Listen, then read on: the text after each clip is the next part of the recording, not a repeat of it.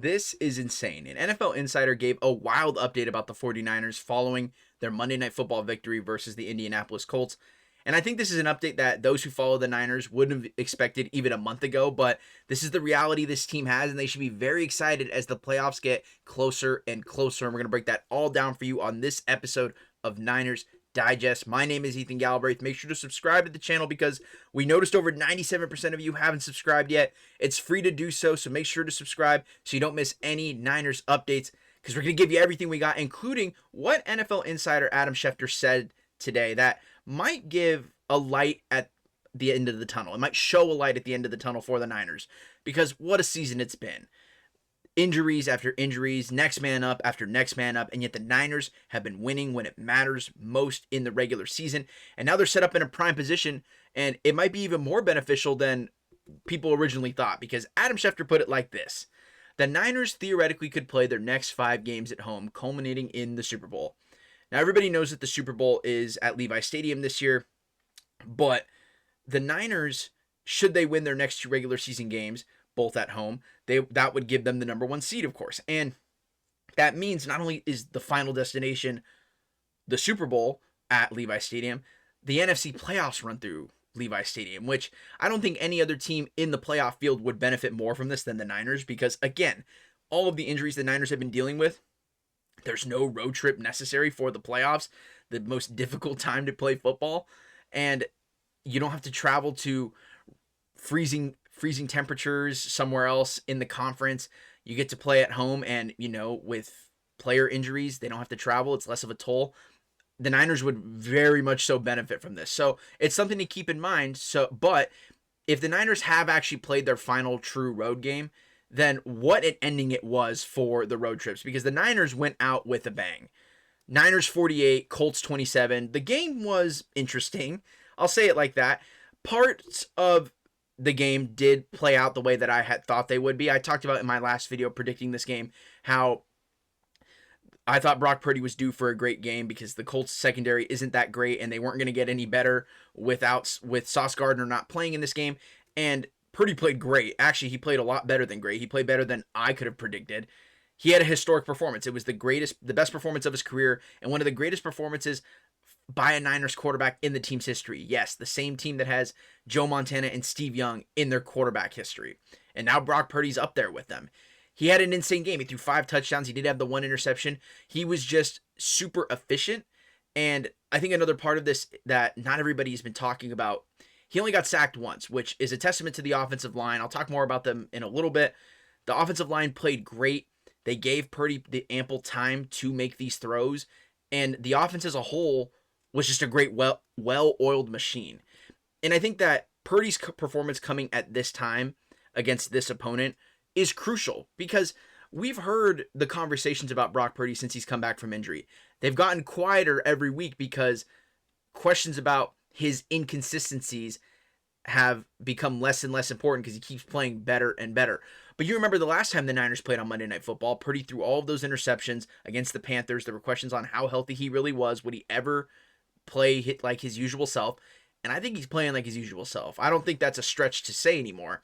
So I don't anticipate another historic performance against admittedly better pass defenses down the stretch of the season looking ahead. But Purdy playing this well is such a great sign. And I would argue it's the best sign, but we also got this. The Niners run game had arguably its best game all season. It starts with Christian McCaffrey. He had nearly 120 yards, but he averaged nearly 6 yards a carry. That is unheard of in this run game this season. Brian Robinson Jr. also hit 4 yards a carry. Purdy himself had a couple scrambles. So in total, they put up over 4.5 yards a carry.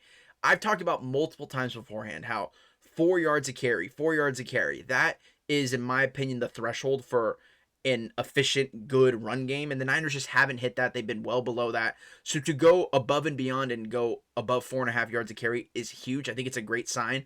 I myself was questioning if maybe the Niners run game simply just is what it is at this point.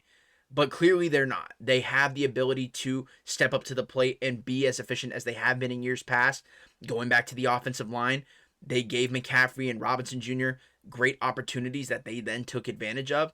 it's something to keep an eye on. Of course, the defenses that the Niners will play down the stretch are going to be difficult, but it shows that the Niners are capable of putting up a more efficient run game when given the opportunity. And of course, Purdy was efficient. So, of course, his receivers were efficient. First of all, shout out to Kendrick Bourne. He hit his $500,000 bonus for his season. He broke 500 yards on the season. Congrats to him. George Kittle, another great game, arguably his best game of the season, and he was even playing through an injury. I'll talk more about that in a little bit. Juwan Jennings, he's also stacking great games on great games. He's fresh off a 2-touchdown performance versus the Titans, and he goes out for 5 catches for 71 yards and another score. So the two most important receivers, in my opinion, are stacking great games on great games. Of course, I'll talk more about Kittle's injury in a little bit, but this is such a great sign. Of course, McCaffrey's always going to be a threat in the receiving game. He added 2 more scores in what's becoming one of the greatest dual threat seasons we've ever seen in the modern NFL. Although Jake Tonges, admittedly, I think was robbed of 1 touchdown. That's besides the point. So the Niners were a well-oiled machine on every front, really, on the offense. The defense was interesting, and this is where it kind of went not like how I thought it was going to be, because I talked about how the Niners, the biggest challenge that they were going to need to hit on the defensive side was stopping Jonathan Taylor. And they did stop Jonathan Taylor. They stopped the entire Colts run game. Taylor he was held under 50 yards and he had 1 touchdown, but less than 3 yards a carry. The entire Colts run game held under 3 yards a carry. That is a recipe for a big victory like what the Niners got. But for those who watched the game, you would know that it wasn't a blowout victory for 60 minutes. The Colts came out swinging, and that was because Phillip Rivers turned back the clock. Felt like I was watching the early 2010s Chargers. And props to Rivers. I think it just shows that he's one of the greatest quarterbacks of a generation, and he showed that he still got it. But of course, the Niners made second half adjustments, and they more or less shut that offense down, culminating with the D. Winters pick 6. What a play that was. So I'm not concerned about the Niners' pass defense play. I think that that's something that they'll make adjustments for, and they clearly did in the second half of even just this game. The run game defense was really impressive. I know that Jonathan Taylor is kind of been in a slump, but that's besides the point. He's one of the best running backs in football this season. Some would say he's an MVP candidate, and the Niners held him to sub 50 yards rushing. I think that's also a testament to where you see a lot of the Niners defensive players coming back. I've referenced them as the Cavalry. Tatum Bethune, Sam Okuwanu, Yetur Gross-Matos. All 3 of those players suited up. Eric Kendrick suited up as well. He was elevated from the practice squad. Just a quick callback to one of the first videos I made on this channel. He's getting reps, and I think it couldn't come at a more important time as the final stretch of the most important games are coming up for the Niners. So the defensive performance, obviously there were some red flags, but I don't think that it's that big of an issue. But we got to talk about, the elephant in the room, which is the George Kittle injury. Now, there were concerns if George Kittle was going to have a high ankle sprain or a major ankle injury that would sideline him for multiple weeks. But early reports suggest that he's dealing with, quote, a mid to low ankle sprain. So his status for the Bears game this Sunday is still up in the air, but it seems like he's not going to miss an extended period of time, and he should be back sooner rather than later, which, of course, is a great sign. Kittle's been playing great since he came back from his injury earlier in the season.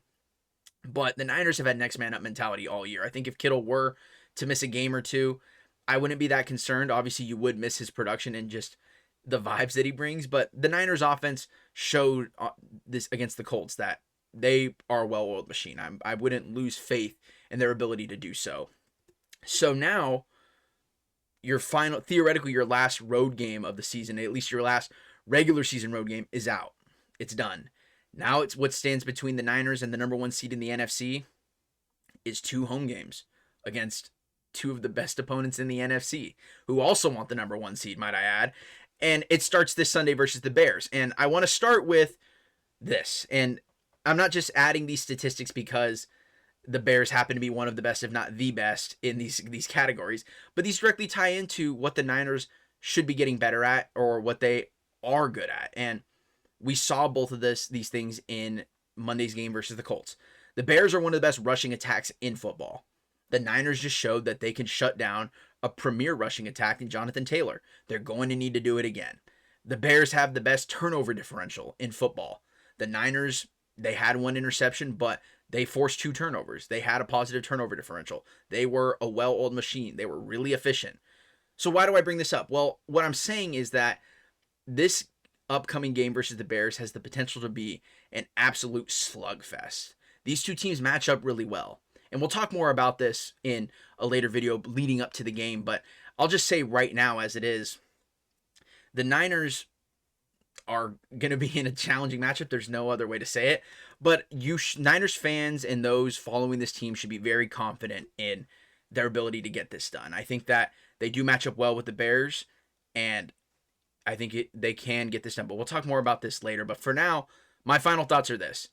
The Niners theoretically can end their season, which can extend up to 5 more games, all at Levi Stadium. And it starts, they've put themselves in the position with a great win versus Indy, and now it starts again this Sunday versus the Bears. You can get 5 games directly at home. 5 home games theoretically separate the Niners from a 6th Lombardi trophy.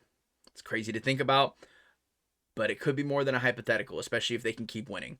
That's all we have for this episode of Niners Digest. Thank you again so much for watching.